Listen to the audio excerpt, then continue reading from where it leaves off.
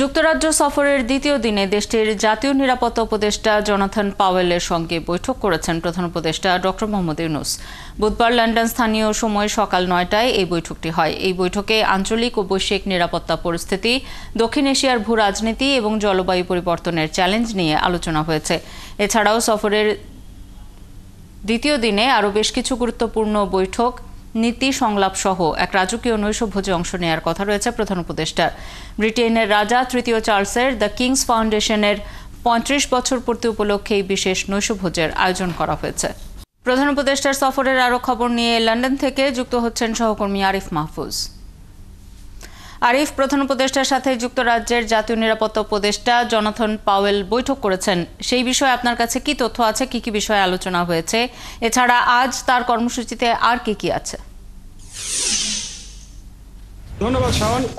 আপনি জানেন যে প্রধান উপদেষ্টার যুক্তরাজ্য সফরের আজকে দ্বিতীয় দিন। আজকে দ্বিতীয় দিনও তিনি ব্যস্ততম সময় পার করছেন। ইতিমধ্যে সকাল ৯টা থেকে ৯:৩০ পর্যন্ত যুক্তরাজ্যের নিরাপত্তা উপদেষ্টা জোনাথন পাওয়েলের সাথে বৈঠক হয়েছে। তিনি সাক্ষাৎ করেছেন ডক্টর মোহাম্মদ ইউনূসের সাথে। সেখানে বাংলাদেশের জাতীয় অনেক ইস্যু নিয়ে কথা হয়েছে গুরুত্বপূর্ণ।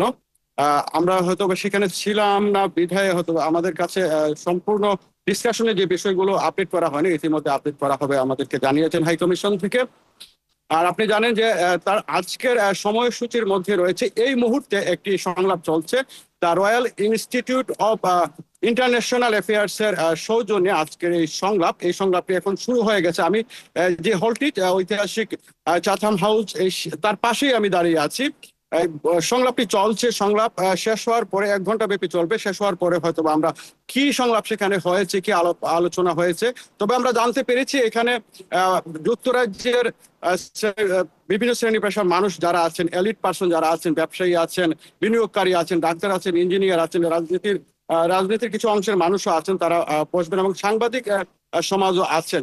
তো এখানে সংলাপে গুরুত্ব পাবে বাংলাদেশের আভ্যন্তরীণ অনেক বিষয়ে, রাজনীতি, অর্থনীতি সহ সামাজিক বিভিন্ন বিষয়ে গুরুত্ব পাবে। সংলাপ শেষ হলে হয়তো আমরা জানাতে পারবো। বিকেলে আজকে সন্ধ্যা ৬টায়, অর্থাৎ লন্ডন সময়ের সন্ধ্যা ৬টায় রাজা কিংস ফাউন্ডেশনের ৫০ বছর পূর্তি উপলক্ষে একটি নৈশভোজের আয়োজন করা হচ্ছে। সেই আয়োজনে আমাদের প্রধান উপদেষ্টা ডক্টর মোহাম্মদ ইউনূস থাকবেন। আগামীকালকে সবচেয়ে বেশি গুরুত্বপূর্ণ যে ইভেন্টটি রয়েছে সেটি অনুষ্ঠিত হবে, অর্থাৎ বাকিংহাম প্যালেস রাজা কিংস চার্লসের হাত থেকে হারমোনি অ্যাওয়ার্ড গ্রহণ করবেন ডক্টর মোহাম্মদ ইউনূস।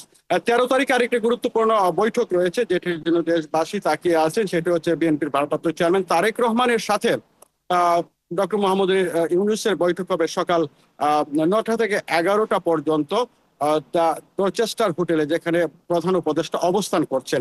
সেই সাথে যুক্তরাজ্য বিএনপি আমাদেরকে আজকে জানিয়েছে যে গতকালকে তারা সিদ্ধান্ত নিয়েছে যে কালকে বৈঠক চলাকালীন সময়ে যখন তারেক রহমান বৈঠক করবেন প্রধান উপদেষ্টার সাথে, তখন কিন্তু তারা রচেস্টার হোটেলের সামনে অবস্থান নিবে।